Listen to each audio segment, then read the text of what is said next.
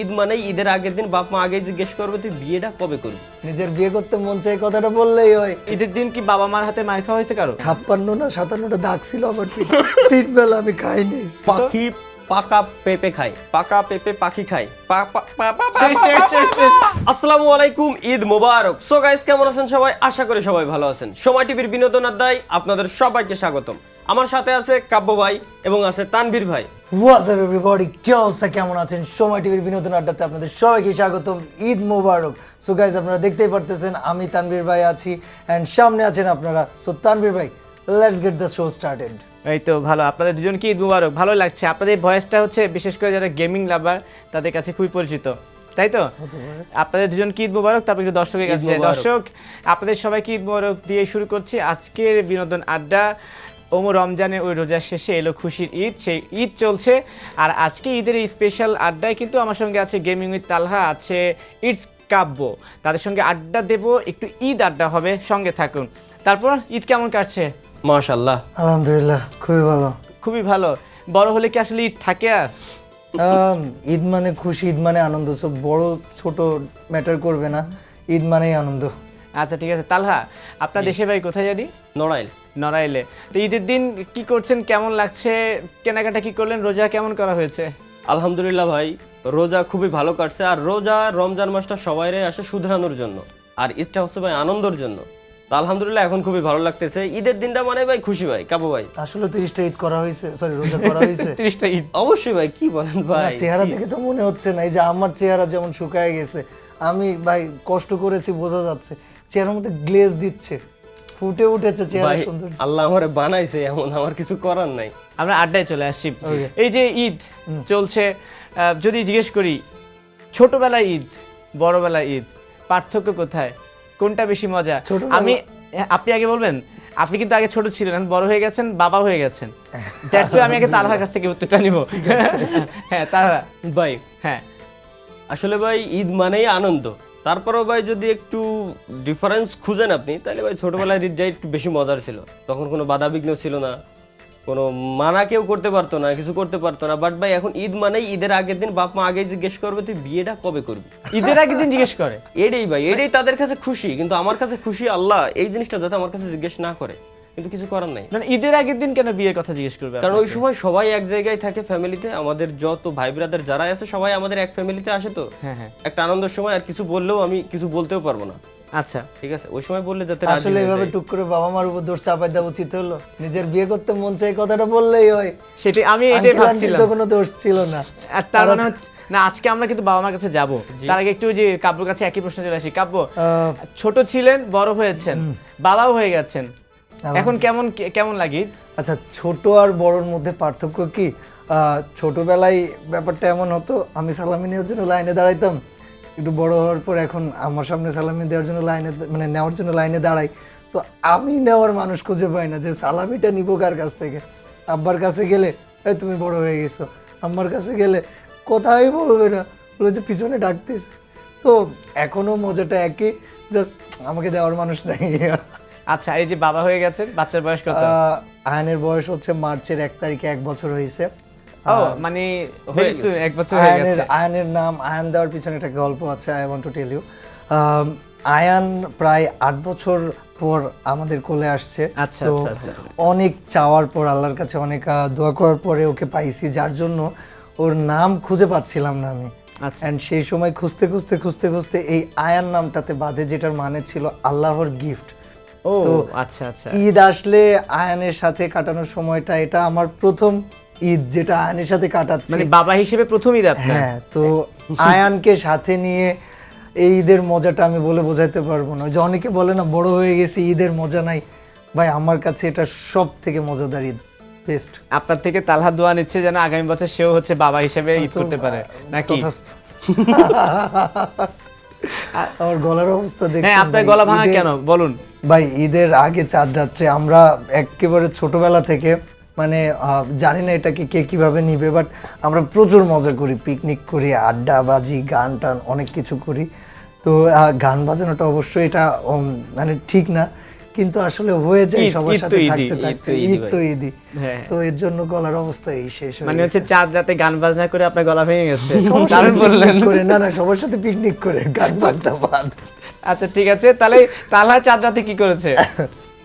Same ভাই, চাঁদ রাতে তো আসলে ভাই এখন কাব্য ভাই বলেই দিয়েছে সেম কাজগুলো ওইগুলাই হয় ভাই। আমরা গ্রামের ছেলে পেলে আমাদের সত্যি বলতে কি ভাই এইগুলাই করি আমরা। সরফা চিনেন? সরফা? একমাত্র গ্রামের ছেলে পেলেই বুঝবে যে সরফা জিনিসটা ভাই কি। আমার বাড়িও গ্রাম নোয়াখালীতে, আমি গ্রামের Okay. ছেলে, কিন্তু সরফা আমি কখনো শুনিনি। সরফা সরফাটা বলতে কি? বোঝায় কলা গাছের শুকনো পাতা, খেজুরের শুকনো পাতা, এই টাইপের জিনিসগুলো। এরপরে তালের, এটা দিয়ে ঠিক কি আছে? করে? এটা এগুলো আমি দিয়ে জানি না। বাজি, আমরা বাজি বানাই কচুর পাতা আছে, কচুর পাতার ভিতরে ওইগুলো ভরে এরপরে দড়িতে বাঁধে দেন। এই সাবাস, ঘুরাইতে থাকে মাথার উপরে চরকির মতো যেটা। তাহলে আপনার আছে না? আমি এটা জানতাম না। সরফা নড়াইলের, এটা নড়াইলে। আপনার কি আছে এরকম? আমার স্পেশাল কি আছে কুষ্টিয়ায়? হ্যাঁ হ্যাঁ ভাই, চাঁদ রাতের কোনো এই ধরনের মজা কিছু আছে নাকি? চাঁদ রাতের মজা এই ধরনের বলতে কি, আমরা প্রচুর বাজি ফুটে, মানুষ তো গান বাজনা করেই, যদিও এটা ঠিক না বাট করে, তো এখন কিছু করার নাই। আর স্পেশাল হচ্ছে পিকনিক, মেবি কেউ মিস দেয় না। ওই যে সাউন্ড বক্স দিয়ে গান ছেড়ে, এটা ইয়াং জেনারেশনদের মধ্যে, বড়রা তারা ফ্যামিলি মেম্বার সব এক জায়গায় হয়, তো সবাই একসাথে গ্যাদার হয়ে যে খাওয়া দাওয়া, পিকনিক, মজা করা, গল্প করা। যেমন আমাদের মোস্ট অফ দ্য ফ্যামিলিতে কি হয়, সবাই চাচাতো মামাতো ভাই বোন একসাথে বসে সারা রাত আড্ডাবাজি চলে। আমার ক্ষেত্রে এমন হয়েছে, আমি একবার সারা রাত আড্ডা দিয়েছি, 5টা কিংবা 5:30টার দিকে সামাও চোখ লেগে গেছে। আব্বু নামাজ পড়তে যাবে, দেখে সবাই রেডি, আমি নাই, আমি কই, আমি 5:30টায় ঘুমাইছি ভাই, আমি কেমনে যাব? আমারে আসে ওঠা যাচ্ছে না, আমি তো একদম নগদের উপর দিয়ে দাঁড়ায় গেছি, আব্বু চলে গেছি, এই তো 5 মিনিটে গোসল করে ওইবার ঈদে যাওয়া লাগছে। তবে এই গোসলের কথা বলেন না, মানে যত গরমকাল হোক আর শীতকালই হোক, ঈদের গোসল দেখবেন ঈদের গোসল শীতও বেশি। ঈদের গোসলে শীত বেশি ভাই, মানে মজা আছে, শীতটা বেশি লাগে, সকালে ভোর ভোরে উঠে গোসল করতে মজাও লাগে। আমার প্রবলেম হয় কি, গোসল করলে মেনলি চুল বড় থাকে, তো আমার চুল ওই বাইক চালাই জোরে চুল সোজা হয়ে যায়, খাড়া হয়ে যায়, তখন আমার কাছে জোস লাগে, কিন্তু নর্মালি শুয়ে থাকে। তো এই গোসল করে যখন নামাজে যায়, তখন চুল শুয়ে পড়ে, তো টুপির মধ্যে চুল ঢুকায় এমনি করে নিয়ে টুপি শক্ত করে পরে থাকি, যাতে চুলটা ঈদের দিন একটু খাড়া হয়ে থাকে, একটু দেখতে মজা লাগে। আচ্ছা, এই যে সরফার কথা বলছিলেন না, আমি আমার নোয়াখালীর একটা আমি এটার নামটা চাই না, আমাদের নোয়াখালীতে একটা জিনিস হয় ঈদের আগের দিন চাঁদ রাতে, যখন চাঁদ উঠে যায় তখন হচ্ছে কনডেন্স মিল্কের যে টিনের কৌটাটা আছে না, ওটাকে যেন দুপাশ কেটে ফেলে দেয়, মাঝখানে মোমবাতি বসে, উপরে হচ্ছে দড়ি বাঁধে। তো আগে তো কারেন্ট কম থাকতো, এখন তো সব জায়গায় কারেন্ট আছে। তখন ওই আমরা যারা ছোট ছিলাম ওইটা নিয়ে পুরো এলাকা ঘুরতাম, ঘুরে ঘুরে চিল্লা। মোমবাতি নিভে যেত না? না, ওইটা কিভাবে জানি বানাতো আমি জানি না, আমি করতাম ওদের সাথে। কিন্তু ওই কনডেন্স মিল্ক যেটা এখন ভাই, বুঝতে যদি এই পারছি, শো ওটা নড়াইলের কেউ দেখে থাকেন, হ্যাঁ, প্লিজ আপনার একটা ভিডিও আপলোড করেন। আর পরে it's the good বাজি idea। প্রসঙ্গে আমি বাজি ফুটাই না, কিন্তু একবার আমি বাজি কিনেছিলাম, এটা আমার জীবনের স্মরণীয় ঘটনা। এরপরে আপনাদেরগুলো শুনবো। চাঁদ রাত প্রায় 10টা বাজি কিনেছি, মনে হয় ওই যে ধুম করে যে ফুটে না, কি বলে অ্যাটম বাজি না কি জানি বলে আর কি। হ্যাঁ, তো আমি বাজি একটা জায়গায় একটা নাম কালী পটকা বলে। হ্যাঁ, কালী পটকা যায়, আমি একটা ফুটিয়েছি, সাথে সাথে আমার আব্বু আসছে, আব্বু এসে তো খুবই চিল্লাচিল্লি, কেন বাজি ফুটাইছো? তাই আমি বললাম যে আমি আর একটা বাজি ফুটাবো, তুমি আমাকে পারমিশন দাও। তা আমি করলাম কি, বাকি 9টা বাজি পোটলা বেঁধে আগুন দিয়ে দিতে, ওই 9টা একসাথে এমন ফুটছে পুরো এলাকা, আব্বু ভয়ে আগুন চলে গেছে। এটা এখন আমার মনে পড়লো, বুঝছেন? 9টা বাজি একসাথে ফুটাইছি আব্বুর ভয়ে। এরকম কোনো মজার ঘটনা কি কারো আছে নাকি? সত্যি বলতে আমি বাজি ছোটবেলায় এতটাও বেশি ফুটাইতে পারিনি, এই কারণে আমি সরফার কথা বললাম ঘুরাই, ওতে আওয়াজ হয় না, কিন্তু আওয়াজ হয় যে বাজিগুলো, ওইগুলো ফুটাইতে আমার আব্বুর কাছে মায়েরও খাইছে অবশ্য প্রচুর পরিমাণে। তো এই কারণে ওইগুলো আসলে খুলে বলতে চাচ্ছি না আমি, বুঝতে পারছেন? কাবু ভাইয়ের কাছ থেকে শুনে না, ওইগুলো বলা যাবে না। আচ্ছা হ্যাঁ, কাব্য ভাই কিছু বলবেন? আর চাঁদ রাত্রে পুলিশের তাড়া খাইছিলাম। পুলিশের কেন? হয়েছে কি, আমাদের আমি তখন 10-এ পড়তাম, আর ওইটা আমাদের ওইদিকে পিকনিকের মানে প্রচুর পিকনিক হয়। আমরা যারা অ্যাটলিস্ট কুষ্টিয়াতে স্কুল কলেজে যারা আছি, আমরা কি করি যে, ধরেন আপনার একটা ফ্রেন্ড সার্কেল আছে, আমার একটা ফ্রেন্ড সার্কেল আছে, তো সবাই সবার ফ্রেন্ড সার্কেল নিয়ে বক্স টক্স এনে আমরা পিকনিক করি। তো কিছু ইনসিডেন্টস হওয়ার পরে আমাদের জেলা প্রশাসক বা যারা ছিলেন ওইখানে দায়িত্বে, ওনারা পিকনিক জিনিসটাকে ব্যান করে দেয়, যে না, কোনো রাতে করা যাবে না।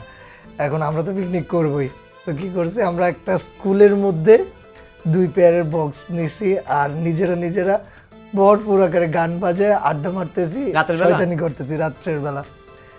পুলিশের গাড়ি এসছে, স্কুলের বাইরে থামছে, ওনারা সবাই টুকটুক টুকটুক করে আসছে, টের পাই না আমরা কেউ। সাউন্ডের জন্য টের পাইনি, সাউন্ড প্রচুর শয়তানি করতেছি সবাই। তো আমি একটু উঠে দেখাই কি ঘটনা ঘটছে, উঠে দেখানো যাবে? আমি বলি। আচ্ছা হ্যাঁ অবশ্যই। যারা বক্স নিয়ে আসে ওনাদের একজন তো বক্স কন্ট্রোল করতেছে বসে, ঠিক এইভাবে আমাদের ওই পুলিশ আঙ্কেল এইভাবে এসে এখানে এসে ওকে দাম করে গলা চেপে যখন ধরছে, ভাই আমরা দেখার সাথে সাথে সব যে যার মতো দৌড়, আর দৌড় তো দৌড়, ওনারা আমাদেরকে তাড়ছে ইচ্ছা মতো। পরে মানে আপনারা দৌড়াচ্ছেন, পুলিশও দৌড়াচ্ছে? পরে বক্স তুলে নিয়ে চলে গেছে, আর আমরা আমাদের মতো ধরেন যে যার মতো পালাইছি। যা ধরছিল সে কি? পরে ওরে ছাড়াই নিয়ে আসা হয়েছে, বাট বক্স একটা মেবি ভেঙে ফেলছিল। সো ওই বেচারাদেরও কষ্ট যে ঈদের আগের দিন ডিউটি করা লাগতেছে। আচ্ছা ঠিক আছে, যেহেতু বারবার আব্বু আম্মুর কথা ঘুরে আসছে, একটু আব্বু আম্মুর প্রসঙ্গে চলে আসছি। ঈদের সময়, ঈদের দিন কি বাবা মার হাতে মার খাওয়া হয়েছে কারো? ঈদের দিন? হ্যাঁ, ঈদ স্পেশাল মার? না, আস ঈদের স্পেশাল বার খাই নাই। ওই দিন আসলে হ্যাঁ আপনি খেয়েছেন? মারে নাই, আমারে তার ছিল, মানে ও মানে আমার জীবনে দৌড় বেশি। আপনার জীবনে দৌড় বেশি, আপনি কিন্তু এখনো দৌড়ে আছেন। যে গেমিং খেলেন, গেমিং এর মধ্যে তো দৌড়ের উপর থাকেন আপনি সবসময়। কিছু করার নাই, ভালো ভাই লাগে। ঈদের দিন মারতে পারে না, তার কারণ আছে। মানে হাদিস অনুযায়ী আসলে ঈদের দিন জীবের গায়ে আঘাত করা আসলে হারাম, বুঝছেন? এটা কি ওই দিনটাই মাফ শুধু। এটা কোন হাদিসে পাইছেন ভাই ভাই? মারে নাই, ভাই এদের ওই আমি দিনটাই মাফ। বিশ্বাসই করি না। এটা আছে আমার আব্বার হাদিস, বুঝেন? ও আচ্ছা, কোন কুকুর বিড়াল দেখলো ওই দিন কিছু বলে না ভাই, খাবার এনে দেবে, সব ভালো। কিন্তু ঈদের পরের দিন কি রে তুই করতেছিস কি, তুই ঘুমে তুলিস না কে, তুই এখনো নামাজে যাস নাই? আরে ভাই আরো কত কাহিনী। তবে আমার আব্বু অলওয়েজ ছোটবেলা থেকে এখনো পর্যন্ত যদি নামাজে কোনো সময় দেরি হয় তাইলেই শুধু কোনো ছাড় নাই। আচ্ছা ঠিক আছে, ওকে। আপনার আগে তালহার কাছে যাচ্ছি, তারপর আপনার কাছে আসতেছি এই প্রসঙ্গে। তালহা, এই যে আব্বু আব্বুর কথা চলে আসলো, আপনার কি সবচেয়ে বেশি আপনার সম্পর্ক কার সাথে বেশি ক্লোজ, বাবা নাকি মা? দুইজনই। দুইজনই? দুইজনই। সবচেয়ে বেশি ফোন দেয় কে? মা। মা ফোন দেয়। মা ফোন দিয়ে আপনি যদি মাকে ফোন দেন, সর্বপ্রথম কোন প্রশ্নটা মানে কি জিজ্ঞেস করে আপনাকে? আব্বা খাইছিস? এই কথা জিজ্ঞেস করে একদম শুরুতেই? শুরুতে আব্বা খাইছিস? হ্যাঁ। আব্বা খাইছি। আর যদি সময় ভিত্তিক, ঠিক আছে, কোনো জায়গায় গেছি, এখন সাপোজ মারে আসার আগে এখানে বলে আসছি যে আমি এখানে গেছি, আগে ফোন দেওয়ার পরে তুই কি জামে, বা তুই কি পৌঁছাইছিস, বা তুই কি গেছিস, এই। আমার এক বান্ধবী ছিল, স্কুলে পিকনিকে গেছি, সবাই ছবি তুলছে, ওর ছবিটা ওই যে ওয়াশ করতো ওই সময়, ওয়াশ করে দিতে হবে, তো আমাও ছবিটা আমার ব্যাগের মধ্যে ছিল। আম্মা ব্যাগ গোছাতে যে ছবি পাইছে, ওই দিন আমার মনে আছে ভাই, না আসলেও মনে আছে, 56 না 57টা দাগ ছিল আমার পিঠে। আমার বাড়ি মাথার উপরে ছিল, 3 বেলা আমি খাইনি, আমরা 7 দিন জ্বর ছিল। আপনি চুরি করে বিয়ে করছিলেন, প্রেম করে? আমি তো পালায় বিয়ে করছি, কিন্তু জাস্ট বান্ধবীর ছবি পাইছি, প্রেমিকা না। তাতে এই অবস্থা। আপনাকে কে বেশি ফোন দেয়, আন্টি না আঙ্কেল? আম্মু ফোন দেয়। আব্বুর সাথে আমার কথাবার্তা এরকম হয় কেমন, মানে কি করছো বা কি করছিস, আব্বু বাইরে, খাওয়া হয়েছে, হ্যাঁ ঠিক আছে। কিন্তু সম্পর্ক আব্বুর সাথেই সবচেয়ে ভালো, আব্বুর সাথেই সবচেয়ে কম কথা আচ্ছা, হয়। আপনার আম্মু যদি ফোন দেয় কি বলবে প্রথমে? আম্মুকে আমি ফোন দিলে না, আম্মু আমাকে ফোন দিলে। আপনার আম্মু যদি ফোন দেয় বা আপনি যদি ফোন দেন, কি মানে কোন কথাগুলো বেশি জিজ্ঞেস করে? প্রথম জিজ্ঞাসা করার কথা কোথায়, খাওয়া দাওয়া করছি কিনা, আর কবে ফেরত যাব। অনেক আড্ডা দিয়ে ফেলেছি, একটু ছোট গেমিং এর ব্যাপারে আড্ডা দিয়ে চলে যাই, ফিরে যাই। তারপর গেমিং কন্টেন্ট ক্রিয়েটর কেমন চলছে? আপনার এখন সাবস্ক্রাইবার কত হলো? 3.4 মিলিয়ন। 3.4 হয়ে গেছে। আপনার কত এখন? আমার মেন চ্যানেলে maybe 2.2 plus, I think, sure না, আচ্ছা, হয়তো ঠিক। বেশিও বা কম, বেশি হবে। আর ট্রিপল আর এর কি অবস্থা? রেজু ভাই, ও উনি নাই না, সরি। না, ট্রিপল আর কে তো কেউ দেখে না। যাই হোক, যে আপনার মনে আছে কিনা, আপনাদের যখন ইন্টারভিউ নিয়েছিলাম, পুরা বাংলাদেশে বলতে গেলে কাঁপানো হয়ে গেছিল ট্রিপল আর, ব্যাপারটা কাব্য আর প্রচুর, তালহা। সবথেকে বেশি ভাইরাল একটা টপিক ছিল। হ্যাঁ, তো এই ট্রিপল আর কে তো কেউ দেখেনি, আমি দেখেছি, লাকি একজন। আপনি দেখেছেন? আপনি দেখেছেন? সিরিয়াসলি? সত্যি সত্যি। আপনি না শুরু হওয়ার আগে, প্রোগ্রাম শুরুর আগে বললেন যে অনেক আগে ছবি দেখেছেন ট্রিপল আরে? না দেখিনি ভাই, ও মিথ্যা কথা, আমার কাছে নাই ছবি, আমি দেখি নাই। আচ্ছা, ট্রিপল আর এর ছবি দেখার জন্য আপনাদের কাছে কি রিকোয়েস্ট আসে? আমার কাছে ইউজ আসে, প্লিজ একটু দেখান ট্রিপল আর কে। এই জন্যই নাই। ও, তার মানে আছে? আমি নেই, নেই, চিনি নেই। না, হ্যাঁ, আমি তো চিনি না। চিনি আমরা না ভাই, আমরা গেম খেলি না তো। ট্রিপল আর সাথে গেম খেলেন না?